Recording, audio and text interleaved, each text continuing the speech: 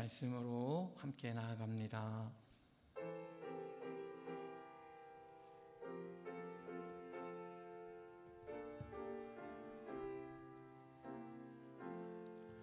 오늘 사무엘상 26번째 시간으로 내가 그의 손에서 벗어나리라 라는 제목을 가지고 하나님의 말씀 함께 나누도록 하겠습니다. 중심 구절 함께 보도록 하겠습니다. 1절 말씀입니다. 함께 읽도록 하겠습니다. 다윗이 그 마음에 생각하기를 내가 후일에는 사울의 손에 붙잡히리니 블레셋 사람들의 땅으로 피하여 들어가는 것이 좋으리로다. 사울이 이스라엘 온 영토 내에서 다시 나를 찾다가 단념하리니 내가 그의 손에서 벗어나리라 하고. 아멘. 여러분, 다윗은 계속해서 사울을 도망다니고 있습니다. 사울은 다윗을 잡는 것을 포기하지 않았습니다. 그런데 다윗은 사울에 대하여 어떠한 것으로도 대적하지 않습니다. 하나님의 영역을 그는 알았기 때문입니다. 과연 이 쫓고 쫓기는 이런 일들 언제 멈추게 될까요? 그런데 하나님께서는 다윗에게 너가 사울을 피해 언제까지 도망 다녀야 한다는 이야기도 하지 않으십니다. 그래서 다윗도 아마 많은 힘듦이 있었을 것입니다. 끝이 보이지 않습니다. 그래서일까요? 오늘 다윗은 이러한 사울의 쫓김을 오늘 피하여서 오늘 이웃 국가이면서 이스라엘과 적군이었던 블레셋으로 망명하기로 결정을 합니다. 망명을 합니다. 여러분, 오늘 이러한 다윗의 결정을 여러분은 어떻게 보고 계십니까? 여러분, 이러한 일들은 성경에 보게 되면 아브라함도 경험하였습니다. 그는 하나님께서 약속하신 가나안 땅에 거주하였지만 기근이 들어 더 이상 견딜 수가 없을 그때에 그는 가족들을 데리고 먹을 것을 구하기 위해 이방 땅 애굽으로 내려가서 정착을 했습니다. 또한 룻기에 나오는 나오미 가족도 마찬가지입니다. 사사시대에 살았던 나오미 가족, 오늘 이스라엘 땅에 기근이 들어서 오늘 먹을 양식을 찾아서 베들레헴을 떠나 암몬으로 이주하여 지내게 되었습니다. 어떻게 보면 자신들의 살기 위해서 오늘 하나님이 허락하신 땅이 아닌 다른 곳에 가서 자신들의 터전을 다시 잡았다라는 거예요. 그런데 우리가 생각하고 있는 구약 성경에서 거주지의 이동은 더 큰 의미를 내포하고 있다라는 사실입니다. 여러분, 27장 말씀에 앞서서 26장 19절에 보면 오늘 다윗이 사울을 두 번째로 죽일 수 있는 기회가 있었음에도 불구하고 오늘 사울을 죽이지 않고 언덕 위에서 저 멀리 가고 있는 사울을 향해 외쳤던 말이 있습니다. 오늘 26장 19절 말씀 한번 볼까요? 제가 길지만 읽겠습니다. 원하건대 내 주 왕은 이제 종의 말을 들으소서.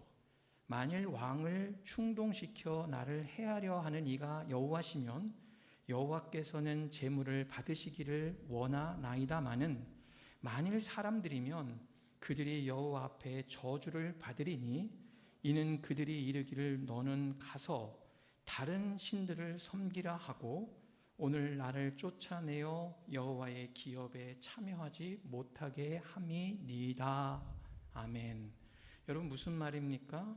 거주하는 땅을 너 떠나라고 오늘 사울의 옆에 있는 사람들이 이야기한다라는 거예요.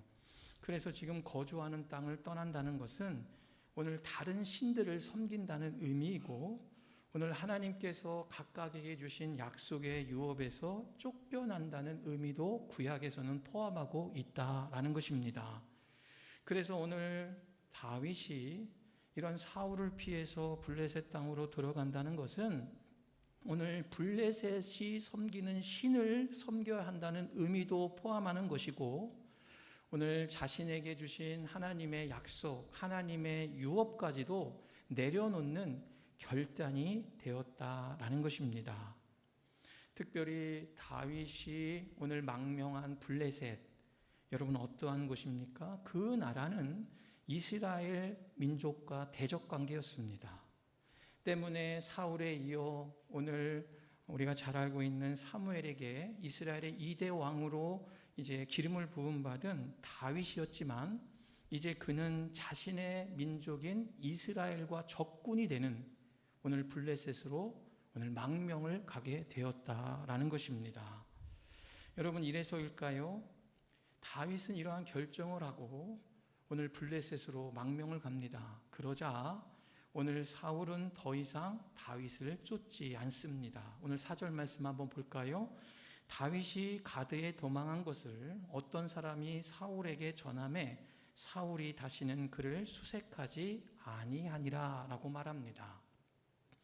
여러분, 왜 사울이 다윗을 쫓는 것을 멈추었겠습니까? 이제는 더 이상 다윗은 이스라엘 사람이 아니기 때문이라는 거예요. 더 구체적으로 말하면 더 이상 자신의 왕위를 탐할 가능성이 없다라고 본 것입니다. 그래서 그는 더 이상 다윗을 쫓는 것을 멈추고 자신의 자리로 돌아가게 된다라는 것입니다. 이렇게 오늘 다윗은 사울을 피해서 블레셋이라는 곳으로 오늘 망명을 가게 됐고, 그곳 가운데 블레셋 왕이었던 아기스에게 자신이 지방의 어느 성읍에서 지내게 해달라고 요청을 합니다. 오늘 5절과 6절 말씀입니다. 다윗이 아기스에게 이르되 바라건대 내가 당신께 은혜를 입었다면 지방 성읍 가운데 한 곳을 내게 주어 내가 살게 하소서.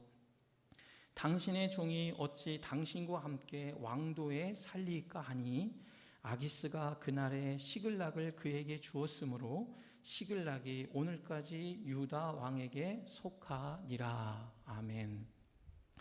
블레셋의 왕이었던 아기스에게 다윗은 자신이 지방에, 블레셋의 지방에 살게 해달라고 요청을 했고, 이에 블레셋 왕 아기스는 오늘 지방 땅이었던 시글락에 다윗을 거주하도록 허락을 하고 있습니다. 여러분, 그런데 이 시글락이라는 지역의 위치를 우리는 잘 보아야 할 것입니다. 시글락은 블레셋 땅 가운데 남쪽에 위치하고 있었다고 합니다. 그런데 이 남쪽은 어디와 맞대어 있는 국경이냐면 이스라엘과 맞닿아 있는 국경이라고 합니다. 아마도 블레셋의 아기스 왕은 다윗에게 블레셋 남쪽 국경인 그곳을 맡겨서 자신의 나라를 지키려는 의도로 우리는 해석할 수가 있습니다. 그래서 오늘 다윗을 시험하는 방법이기도 하다는 거예요. 과연 다윗이 오늘 우리가 생각하는 무언가 목적을 가지고 블레셋으로 온 것인지, 아니면 정말 나에게 충성하기 위해서 이곳으로 망명을 왔는지 다윗을 시험하고 있다라는 것입니다. 다윗, 여러분 어떻습니까? 그는 이제 블레셋의 아기스 왕의 충신으로서 의심을 받지 말아야 하는 것입니다. 그리고 그러한 모습을 그에게 보여줘야 합니다. 두 얼굴을 가지고 블레셋에서 살아가야 했습니다. 자신의 정체를 철저히 숨기면서 살아야 했습니다. 그래서 아기스 왕의 충신으로서 어떠한 역할을 보여주기 위해 오늘 다윗은 오늘 주변국들을 침략하기 시작합니다. 오늘 8절 말씀 한번 볼까요? 다윗과 그의 사람들이 올라가서 구술 사람과 기르스 사람과 아멜렉 사람을 침노하였으니 그들은 옛적부터 술과 애굽 땅으로 지나가는 지방의 주민이라. 아멘. 여러분, 여기서 보면 다윗이 침략해야 될 나라는 어디입니까? 이스라엘이에요. 그런데 다윗은 이스라엘을 침략하지 않습니다. 어디를 침략합니까? 오늘 구스 사람과 기르스 사람과 아멜렉 사람을 침노했다라고 말해요.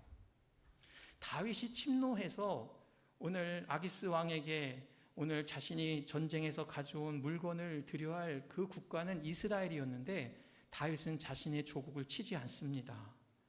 그러면서 여러분 어떻게 했다고 합니까? 그곳을 쳤을 때 아멜렉 사람들을 한 사람도 남겨두지 않고 다 죽였다라고 말합니다. 그 이유가 무엇일까요? 아멜렉 사람을 살려두면 다윗이 이스라엘을 친 것이 아닌 아멜렉을 쳤다는 것이 아기스 왕에게 들켜버리기 때문이다라는 거예요. 그래서 오늘 우리가 읽은 12절 말씀에 보게 되면 오늘 다윗이 자신이 이렇게 하는 것이 오늘 아기스 왕에게 들킬까 봐 두려워했다라고 오늘 11절 하반절에 기록을 하고 있고, 오늘 다윗의 이러한 모습 가운데 아기스 왕은 다윗을 영원히 내 부하가 되리라라고 충성심으로 인정했다라고 말합니다. 여러분, 지금 다윗은 아기스 왕을 속이고 있는 거예요. 아기스 왕은 다윗이 이스라엘에 가서 그런 전리품을 빼오고 무언가 전쟁을 해서 이스라엘 백성들을 죽이고 그것을 자신에게 가져온 줄 알았는데 사실은 그게 아니라는 것입니다. 그런데 여러분, 이것은 시간 문제라는 거예요. 설사 아멜렉 지역 사람들이 모두 죽었다 한들 완벽하게 숨길 수 없는 진실은 여러분 없기 때문이라는 것입니다. 여러분, 우리가 진실해야 된다라고 말하지만 사람은 속일 줄 모르겠지만 우리가 하나님은 속일 수가 없다라는 거예요. 그래서 오늘 다윗은 계속해서 두렵고 떨리는 마음으로 오늘 이 블레셋에서 무려 두 얼굴을 가지고 몇 년을 삽니까? 1년 4개월을 살았다라고, 16개월을 블레셋에서 살았다라고 오늘 성경은 기록을 하고 있다라는 것입니다. 오늘 다윗의 이러한 모습 여러분 어떻게 보여지십니까? 오늘 이러한 다윗의 상황에 대해서 오늘 묵상을 하면서 오늘 우리들에게도 오늘 나의 상황과 지금 다윗의 상황을 한번 같이 적용을 해보면서 말씀을 한번 생각해 보려고 합니다. 여러분, 다윗은 어디서나 불편한 삶을 살고 있습니다. 분명히 다윗은 하나님 앞에 정직했던 사람입니다. 하나님 앞에 신실한 사람이었습니다. 그런데 그는 삶이 순탄하지 않습니다. 오늘 그가 사울에 쫓겨 이스라엘 땅에 있을 때에도 그는 자신의 목숨을 구하기 위해 도망자의 신세였습니다. 그래서 무언가 살려고 블레셋이라는 곳으로 망명을 갔음에도 불구하고 다윗은 그곳에서도 마음이 편하지가 않는다라는 것입니다. 오늘 그곳에서 살면서 자신의 동족인 이스라엘을 해치지 않으려는 사실을 숨기면서 거짓 행사를 하면서 그곳에 살아야 했습니다. 안전한 곳이라고 판단하여 블레셋으로 숨었지만 그는 어디든 떳떳하게 마음 졸이지 않고 살아갈 수 있는 곳은 없는 것 같습니다. 여러분, 지금 이것이 다윗의 삶이라는 거예요. 여러분, 우리는 어떻습니까? 여러분, 우리가 하나님을 믿으면서 하나님을 섬기는 가운데 이러한 불편한 시간들이 계속해서 진행될 때가 있습니다. 내가 하나님 앞에 진실하게 섬겼고 내가 하나님을 누구보다도 경외하는 마음 가지고 살아왔음에도 불구하고 내가 견디지 못할 이런 불편한 시간이 계속해서 반복되고 끝나지 않을 때가 있다라는 거예요. 그래서 그 인내의 시간이 내가 참을 수 없을 만큼의 그 시간까지 다가온 것처럼 느껴질 때가 있다라는 것입니다. 그래서 더 이상 거할 곳도 없고 내가 할 수 있는 것이 아무것도 할 수 없는 그 순간이 오늘 우리 모두에게는 있다라는 것입니다. 그래서 이 세상을 하나님을 신뢰하고 이러한 상황 가운데서도 하나님의 약속을, 절대적인 약속을 붙들고 산다라고 해도 현실은 늘 불편한 것이 오늘 우리의 모습일 수도 있다라는 거예요. 오늘 내 신앙도 지키고 나의 믿음, 하나님을 향한 믿음도 지키고 동시에 불안한 내 미래까지도 지켜줄 수 있는 곳이 없는 것 같은 상황이 지금의 나의 상황일 수도 있다라는 것입니다. 그런 가운데에서도요, 오늘 다윗을 보십시오. 여러분, 그런 가운데에서도 오늘 다윗은 선명하게 하나님을 향한 마음, 즉 불편한 이런 현실 가운데에서도 하나님을 향한 분명한 자신의 신앙 고백을 지켜나가려고 하는 모습이 지금의 다윗의 모습이라는 거예요. 여러분, 무언가 순탄하면 우리는 하나님이 나를 지켜줄 거라고 생각을 해서 우리는 믿음에 열심을 냅니다. 순탄하면 하나님이 복을 주셨기 때문에 내가 더 헌신하고 더 봉사할 수 있을 거야 라고 하면서 나에게 순탄함을 허락해 달라고 우리는 기도를 하고 또 그런 고백을 합니다. 그러나 반대로 나에게 고난이 찾아오고 늘 불편하고 나에게 나의 삶에 열매가 없는 것 같을 때 우리는 어떤 모습으로 하나님을 찾고 계시냐라는 거예요. 오늘 다윗은 어떻습니까? 오늘 자신이 지금 할 수 있는 상황이 없다는 것을 그는 알고 있습니다. 여기서 할 수 있는 것은 불평이면 아니면 분노이든 아니면 그저 자신이 대적하는 것밖에 없을 것입니다. 그래서 그는 고백합니다. 자신이 하나님을 향한 신실한 믿음과 마음은 놓지 않겠다고. 그래서 그 마음만큼은 내가 세상의 이 환경 가운데 내어줄 수 없다라고 고백하며 사는 사람이 바로 다윗이었고, 오늘 그러한 마음을 가지고 살아야 될 바로 사람들이 바로 우리들이 되어야 된다라는 것입니다. 여러분, 내가 현실의 불편함 가운데 할 수 있는 일은 딱 두 가지입니다. 하나는 절대적으로 하나님을 신뢰하는 것이고, 또 하나는 그 현실을 원망하고 분노하고 현실 가운데 죄를 짓는 거예요. 여러분, 죄를 짓겠습니까? 하나님을 신뢰하시겠습니까? 여러분, 우리가 그냥 흘러가는 대로 내 현실만 보면 우리는 언제든지 감사가 아니라 원망을 하게 됩니다. 원망을 오늘 하나님께만이 원망이 아니에요. 내 가족들에게 원망합니다. 내 주위 사람들에게 원망합니다. 원망을 넘어서 이제는 내 마음에 있는 이런 분노들이 다른 누군가에게 상처를 줍니다. 여러분, 그러한 모습을 여러분이 선택하시겠습니까? 아니면 어떠한 상황 가운데서도 나는 하나님을 신뢰합니다. 나는 나를 향하신 하나님의 약속을 붙잡을 것입니다. 하나님은 지금도 일하고 계시고 하나님은 나를 지금도 연단하고 계십니다. 라는 믿음을 갖겠습니까? 오늘 다윗은 오늘 그 첫 번째를 선택한다는 거예요. 내가 할 수 있는 일이 아무것도 없습니다. 그저 내가 할 수 있는 것은 블레셋이라는 땅으로 망령되어 온 것뿐이고, 그 가운데 내 하나님과 나와의 가지고 있었던 고백만을 놓지 않고 내가 그 가운데 하나님 앞에 선한 모습으로 서겠습니다. 죄를 짓지 않겠습니다. 이 믿음으로 다윗은 살고 있었다라는 것입니다. 여러분, 이 모습은 성경에 보면 바벨론 왕국 안에서 자신들의 조국을 빼앗기고 포로로 끌려갔던 다니엘의 세 친구를 기억합니다. 여러분, 이 세 친구는 할 수 있는 일이 없습니다. 그들은 자신의 민족이, 자신의 동족이 바벨론이라는 거대 제국 앞에 멸망을 당했고, 자신들은 바벨론의 왕국에 끌려갔지만 그 가운데 할 수 있는 것은 하나님은 우리의 눈으로 보는 조국은 멸망하였지만 우리를 향하신 하나님의 사랑은 변함이 없다라는 것을 고백했고, 그들은 끝까지 하나님을 신뢰했다는 거예요. 그래서 그 자리에서 조국을 위해 기도했고, 조국을 위해 할 수 있는 것이 무엇인지를 늘 찾고 고백했던 자들이 바로 다니엘과 세 친구들 아니겠습니까? 오늘 느헤미야를 보십시오. 여러분, 페르시아 왕국에서 자신의 조국이 너무나도 피폐해가는 것을 보고 있었습니다. 그렇다고 그는 그곳에 좌절만 하지 않았습니다. 그는 그것을 보면서 모든 것을 포기하지 않았습니다. 그는 어떻게 합니까? 그는 슬피 울었습니다. 슬피 울며 조국을 위해 기도했습니다. 그러자 하나님이 느헤미야를 통해서 무너져가는 유다 땅을 다시 회복할 수 있는 길을 그에게 열어주셨다라는 것입니다. 여러분, 여러분의 현실이 어떻습니까?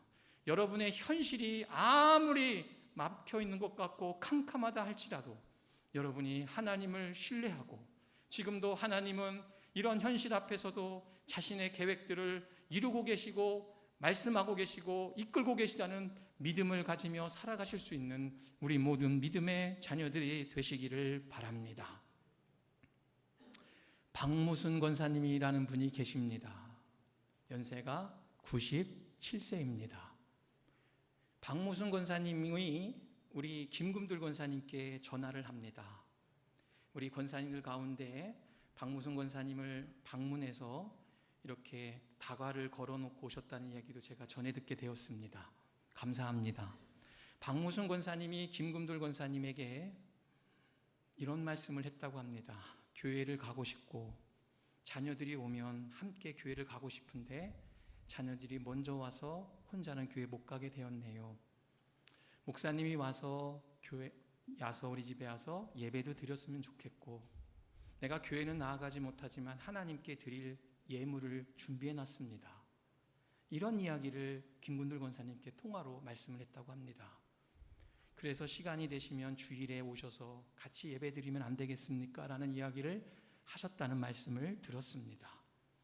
여러분, 박무순 권사님의 이 이야기를 듣고 저는 평소 때 몇 번 들었지만 평소 때는 저에게 깊이 다가오지 않았는데 이번에는 특별히 다가온 게 있습니다. 뭘까요? 여러분, 헌금을 준비했다는 거예요. 여러분, 우리는 한 주, 두 주만 빠져도 우리는 그것이 교회를 빠지는 것이 아주 당연하게 생각할 수 있고, 교회를 빠지는 것을 넘어서 하나님께 드리는 주정헌금이나 자신이 드리고자 하는 고백도 우리는 그저 스스로 타협하면서 잊을 때가 있다는 거예요. 그런데 권사님은 상황이, 지금의 육신의 몸이, 우리의 몸은 늘 날로 갈수록 연약해져 가지만 이것이 오늘날 나의 상황이라고 할지라도 오늘 권사님 마음 가운데 있는 하나님을 향한 심지가 굳은 그 믿음만큼은 오늘 하나님이 기쁘게 받으실 만큼의 자신의 고백을 드리는 권사님의 모습을 보게 되었다라는 것입니다. 저는 바라옵기는 우리 평거의 모든 믿음의 가족들이 연세가 드셔서 오늘 우리가 매일매일 배용구 집사님, 천기양 권사님, 박무순 권사님, 교회는 못 나오시고 계시지만 우리가 늘 기도하는 게 무엇입니까? 마지막까지, 오늘 우리 권사님들의 이 땅에서의 모든 생의 마지막까지 믿음의 심지를 굳게 내려서 신실한 믿음으로 살아가시도록 우리가 기도하는 것 아닙니까? 오늘 우리의 기도가 바로 그러한 거라는 거예요. 오늘 권사님은 육신이 연약한 현실 가운데서도 하나님을 향한 심지를 놓지 않습니다. 여러분, 여러분의 현실이 어떠한 가운데서도 하나님을 향한 심지를 놓지 않는 여러분들 되시기를 바랍니다. 늘 내 상황이 이렇다 할지라도 하나님은 분명히 내가 하나님을 믿어왔고 나의 삶에 베풀어 주신 그 은혜의 자리로 항상 내가 내려가서 그 가운데 나를 기다리고 계신 하나님을 만나겠다는 믿음, 그 믿음으로 여러분이 더 가까이 나아가실 수 있는 우리 모든 믿음의 가족들 되시기를 바랍니다. 둘째로, 오늘 다윗의 이러한 상황을 통해서 함께 생각해 볼 것은 무엇이냐면 피할 길을 하나님은 내신다라는 것입니다. 여러분, 이게 무슨 말입니까?